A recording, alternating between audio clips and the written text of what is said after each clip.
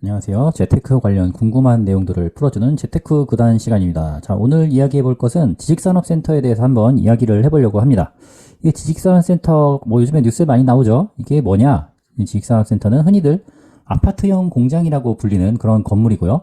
그 신도시 일자리 확충, 그러니까 아파트만 있으면 사람들이 출퇴근하는데 굉장히 힘들잖아요. 그러니까 그 지역에 일자리를 만들어서 직주 근접을 만들어주기 위해서 허가를 내주는 그 도심에 건설하는 공장이라고 볼 수가 있습니다. 그래서 생긴 거는 굉장히 멋진 건물이지만 그 안쪽에 가보면 사무실들이 대부분이 들어가 있고, 그리고 그 안에 생산 설비가 들어가 있는 경우도 있고, 주차장이 보통 아파트나 건물 같지 않아요. 보통 아파트나 이런 상가 건물 같은 경우에는 주차장이 지하에 있는데, 얘네들은 주차장이 보통 지하에도 있을 수 있고 지상, 그러니까 옥상에 있을 수도 있어요. 그러니까 옥상까지 올라가는 중간중간에 그 물건을 하차할 수 있는 그런 공간이 있거든요. 우리가 흔히 백화점이나 아니면은 대형 마트에 가다 보면은 그 주차장 쪽에 탑차들 왔다 갔다 하면서 물건 내리고 올릴 수 있는 그런 공간이 있잖아요. 그런 것들이 층마다 있는 거야. 왜냐면 여기는 생산시설이니까 생산한 물건들을 쉽게 이동을 시킬 수 있어야 되니까 그런 형태로 만들죠. 그러니까 겉으로 봤을 때는 일반 상가 건물처럼 보이지만 그 내부는 좀 다르게 생겼다, 이렇게 보시면 되겠습니다. 그리고 이 지식산업센터가 좀 인기를 끌었던 이유 중에 그 몇 가지가 있는데, 그 첫 번째는 그 지정된 업종으로 입주를 하게 되면 그 세금 관련 혜택을 줬어요. 지금도 여전히 남아 있는데, 이 당시에는 좀 더 많은 비율로 취등록세와 재산세를 감면을 해줬었고, 그리고 요 산업을 육성하기 위해서 대출을 굉장히 잘 내줬어요. 그러니까 이 분양을 받고 나서 계약금만 내 돈으로 내고 나면 나머지는 다 대출로 일단은 떼올 수 있게 만든 거야. 그러니까 입점할 때까지 더 이상 자기 자본이 들지 않아도 되는 그런 편의를 봐준 거죠. 대신에 여기에 입점을 하려면 제조업이라던가 지식기반 산업이라던가 정보통신업 등의 사업군을 이루고 있어야 됐습니다. 예를 들어서 컨설팅업 같은 것도 가능했을 거고, 유튜브 콘텐츠 제작업 이런 것도 가능했을 거예요. 그러니까 이제 전통적인 제조업뿐만 아니라 이제 앞으로 신사업들, 그리고 21세기에 맞는 그런 사업들에 대해서 좀 장려를 하기 위해서 이런 지식산업센터를 허가를 내주고 건설을 했던 거죠.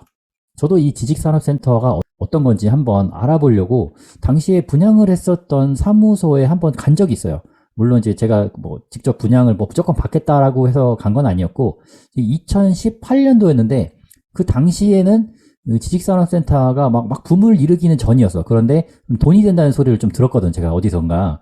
그리고 당시 부동산 시장이 그랬듯이 이제 막 대출 규제가 생겨나면서 좀 아파트, 그러니까 집이 아닌 다른 투자 상품이 뭐가 있을까라고 해서 좀 궁금해서 한번 찾아가 본 적이 있어요. 그래서 당시에 제가 분양 브로셔 받았던 거는 다 버렸고 인터넷 찾다 보니까 이런 내용이 나왔는데, 43평짜리를 5억 7천만 원에 분양을 했다. 그러니까 VAT 별도, 부가세 별도로 해서 분양을 했었는데, 이렇게 되면은 당시 분양가는 1,300만 원 정도 되는 거예요. 평당 1,300만 원. 분양 상담사가 당연히 이 분양 상담사는 이제 팔아먹어야 자기한테 돈이 떨어지는 사람이니까 엄청 좋은 얘기를 저한테 막 하는 거죠. 이거는 일단 계약금 10%만 내고 나머지는 대출을 하면 된다. 그리고 지금 자기들도 사업장이 여러 군데 있는데 계속 새로운 분양을 낼 때마다 분양가는 계속 오르는 추세다. 당시에 제 기억에는 그 구로 디지털 단지역 그쪽에 가면 이런 아파트형 공장이 굉장히 많거든요. 그쪽이 아주 옛날에 분양할 때 평당 한 800만 원, 900만 원 이렇게 분양을 했었는데, 분양가가 점점 오르면서 여기는 1,300만 원까지 올랐는데 앞으로는 1,300도 못 본다. 이것도 이미 옛날 얘기다. 앞으로 진행되는 것들은 땅값도 오르고 해가지고 1,500만 원, 2,000만 원까지도 갈 수 있다라는 그런 얘기로 저를 좀 현혹을 했었습니다. 그러니까 요분 주장은 이제 전매를 해서 자기 이제 요 5억 7천짜리 요 40평짜리가 실제로는 20평짜리지만 아무튼 분양 면적으로 보통 얘기를 하니까 이 5억 7천만 원짜리를 한 6천만 원 들여서 분양권을 매수를 하신 다음에 나중에 전매하면 1억 피 붙는 건 일도 아니다. 왜냐면은 5억 7천에서 20%만 오르면은 1억이 오르는 거니까 20%는 얼마야? 평당 1,300만 원에서 20%면은 평당 한 1,600만 원, 1,550에서 600만 원 정도만 돼도 피 1억이 붙는 것이기 때문에 금방 오른다. 이렇게 얘기를 했던 그런 기억이 납니다. 그런데 제가 이제 그 얘기를 듣고도 고민을 했던 이유는 무엇이냐?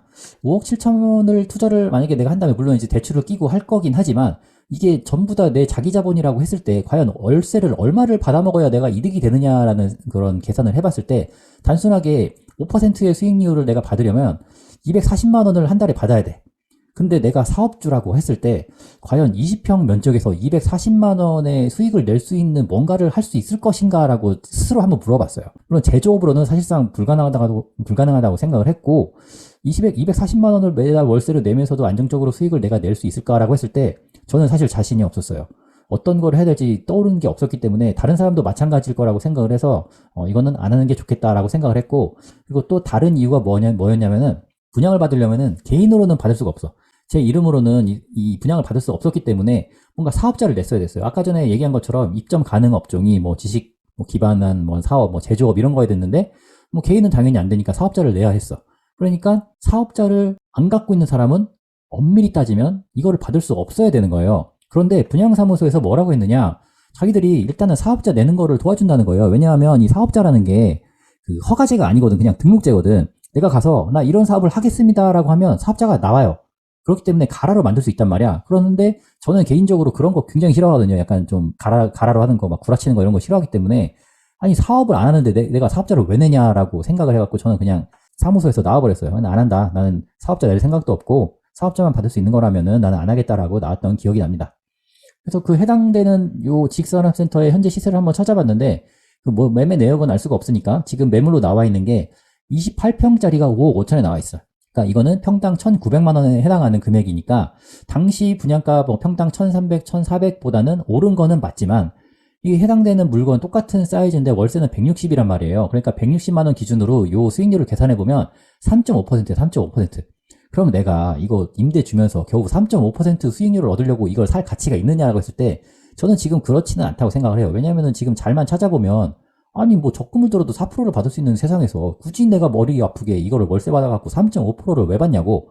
그러니까 개인적으로는 1,900에는 안 팔릴 것 같고 한 1,400, 1,500 정도 수준은 돼야 뭐 거래에 좀 입질이 올 거라고 생각은 합니다. 하지만 이곳은 오르지도 않았고 내리지도 않았다고 볼 수 있기 때문에 여긴 양반이야. 여기는 사실 큰 문제가 없는 사업장이야. 뭐 지금 수준에서 월세를 받더라도 뭐 나쁘지 않은 금액이고 분양을 받은 다음에 월세를 받았더라도 그러니까 여기는 망한 곳은 아니지. 그리고 향후 뭐 역세권이고 그리고 한강변에 가까운 위치에 있었기 때문에 선유도역이 뭐 그런 위치니까 갖고 있으면 손해는 보지 않을 것이다 라고 생각을 해요. 물론 이제 수분양자 기준으로 분양가 처음에 받았던 기준으로 요 가격에 사면은 조금 좀 무리가 있고 분양받은 가격 기준으로 봤을 때는 큰 손해본 곳은 아니다. 냅두면은 나쁘진 않다라고 저는 생각을 합니다. 하지만 요즘 문제가 엄청 되고 있는 게 매물단지된 지식산업센터 공실대란에 작년 경매 70% 이상 올랐다. 그리고 부동산 호황기에 우후죽순 분양했는데 임차인을 못 구해서 장기 공실이다. 그리고 고금리를 못 버티고 이제 경매 매물로 물건이 나오고 있다라고 하는 거예요. 그러니까 당시에는 10%만 계약금을 내면은 나머지는 대출로 충당할 수 있다라는 강점이 지금 이제 약점으로 되돌아온 거야. 자기가 레버리지를 너무 크게 써버린 거지. 만약에 내가 90% 대출을 받았어. 5억짜리에 90%면 4억 5천이니까 4억 5천에 5%만 치더라도 1년 이자가 2천만 원이 넘어요. 그러면은 만약에 세입자가 안 들어오면 그 2천만 원을 내가 생돈으로 내야 된단 말이야. 그러면 그 사람들이 만약에 애초에 그 정도 돈을 낼 수 있는 그런 경제력이 있는 사람이라면 대출을 그렇게까지 받지도 않았겠지. 그러니까 자신이 감당할 수 없는 규모로 매입한 개인 투자자들이 굉장히 많은 거예요. 그러니까 이게 10억짜리, 20억짜리를 사람들이 우습게 생각한 거야. 뭐 10억짜리? 나 1억 있어. 1억 있으니까 10억짜리 사. 그럼 10억짜리 나중에 뭐 12억 되면 팔아야지. 이딴 생각으로 들어갔다가 월세도 못 받고 시세도 떨어지고 이런 진퇴양난에 빠지게 된 거죠. 그러니까 지금은 지식산업센터들이 애물단지로 전락을 해버린 거예요. 막 공실률이 엄청난 거야. 특히나 지방 같은 경우에는 더 심해요. 경기도는 그나마 수도권이잖아. 그리고 경기도에서도 이제 뭐 판교라던가 뭐 더 서울에 가까운 경기도 같은 경우에는 공실률이 더 낮을 거니까 서울에서 멀어질수록 공실률이 더 엄청나단 말이야. 막 공실률 막 70%, 80% 이렇게 될 거예요. 그러니까 이 사람들은 임대료를 못 받으니까 이자도 못 내고 경매로 넘길 수밖에 없는 그런 상황이 되는 거죠. 가장 가까운 예를 들어보면 동탄도 사실 수도권이잖아요. 동탄 테크노밸리라는 곳이 요만하게 있는데 여기가 왜 이렇게 테크노밸리가 크게 있느냐라고 하면 바로 옆에 삼성, 요 화성 사업장이 있어요. 동탄 사업장이. 거리상으로도 얼마 안 돼. 차로 한 10분이면 갈 거야. 그런데도 공실이 많단 말이에요. 왜냐하면 공급이 너무 많으니까. 이 모든 요 땅에 아직 다 들어오지도 않았어. 들어오지도 않았는데 이미 공실이야. 그러니까 여기도 큰 문제죠. 삼성이라는 아주 거대한 기업이 있기 때문에 삼성의 뭐 1차 벤더, 2차 벤더 그 밑에 있는 벤더들이 굉장히 많음에도 불구하고 여기가 다 차지 않는 거지. 물론 다른 곳에 있는 업체들도 많이 있겠지만 여기가 이렇게 많이 지어가지고 이 삼성 하나를 바라보고 이걸 다 채울 수 있느냐라고 했을 때 사실 불가능하다는 거죠. 이거 이 지식산업센터가 층수도 높잖아. 층수도 높아가지고 이게 면적 대비하고 실제 연면적은 엄청나단 말이에요. 그리고 또 더 큰 문제가 어디냐? 바로 평택이죠, 평택. 평택 같은 경우에는 여기 해창리라고 하는데 여기에도 지식산업센터가 벌써 들어왔어요. 들어왔는데 문제가 뭐냐, 여기는 여기서부터 삼성에서 오려면 이렇게 와가지고 이렇게 와야 되는데 여기 점선으로 되는 요 약간 흑백 색깔이 다른 요 길은 아직 건설이 안 된 거예요. 요 길이 건설이 안 됐기 때문에 일단 얘는 삼성을 바라보고 만든 지식산업센터임에도 불구하고 아니 도로가 없어. 도로가 삼성에서 가고 싶어도 여기를 갈 수가 없는 거예요. 그러니까 관계사들이 여기까지 올 이유가 없는 거지. 그러다 보니까 여기는 진짜 완전 공실 지옥이나 지옥. 주변 도로가 완성이 되지 않았기 때문에. 그럼에도 수분양자가 불쌍하지 않은 이유가 있어요. 저는 이제 뭐 물론 그분들이 경제적으로 굉장히 어려움을 겪고 있고 좀 힘든 상황이기는 하겠지만 그래도 이 동정심이 안 가는 이유가 뭐냐면 사업자가 없으면 분양 자체가 안 됐어. 하지만 이 사람들은 가라 사업자를 내고 분양을 받은 거예요. 그러니까 누가 분양받으라고 등 떠민 것도 아니고 자기가 굉장히 복잡한, 뭐 복잡하다고 하면 복잡하고 쉽다면 쉬운 거지만 가짜 사업자를 낼 정도의 의지를 갖고 이걸 분양을 받으신 분들이란 말이야. 그러니까 이 사람들이 다 잘 될 것만 생각하고 그렇게까지 한 거지. 근데 임대가 안 되니까 망하는 상황인데 아니 가라 사업자까지 내서 왜 받았는지 참 저는 이해가 안 돼요. 이게 만약에 내가 자기 사업장이 있어서 내가 직접 입점을 한다고 하면 월세를 받든 못 받든 일단 내가 사업을 함에 있어서 뭐 사업장이 있어야 되는 거니까 크게 상관이 없는 거잖아. 여기가 시세가 오르든 낮든 대출 받아서 이자 내는 것도 사업 수익으로 다 커버하면 되는 거니까. 하지만 이 사람들은 자기가 사업을 할 게 아님에도 불구하고 받아간 거란 말이야. 그러니까 덕분에 이게 사업을 할 사람들이 아닌데 자꾸 분양을 받으니까 자꾸 완판이 돼버려가지고 분양가가 계속 올랐단 말이에요. 그러니까 실제로 여기서 사업을 하고 싶은 사람은 오히려 분양가가 너무 오르고 그리고 얘네들이 분양가가 오르니까 어떻게 했냐면 이걸 쪼갰단 말이야. 뭐 50평, 100평으로 끊어야 뭔가 제조업 설비가 들어갈 텐데 야 그렇게 하면 너무 비싸니까 20평 뭐 크게 해봤자만 30평으로 끊어가지고 뭐 작으면 10평짜리도 막 끊었단 말이야.